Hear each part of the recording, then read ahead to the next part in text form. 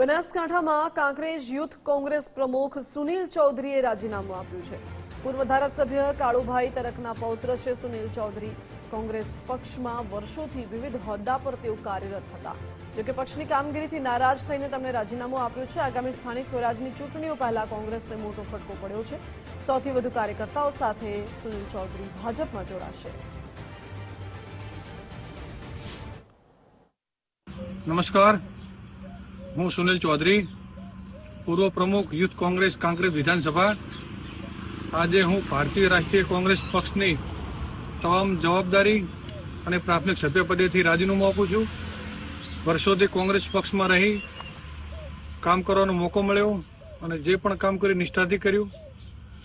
બહુ વર્ષો સુધી કામ કર્યા પછી આજે હું મારી તમામ જવાબદારી અને પ્રાથમિક સભ્યપદ પરથી રાજીનામું આપું છું।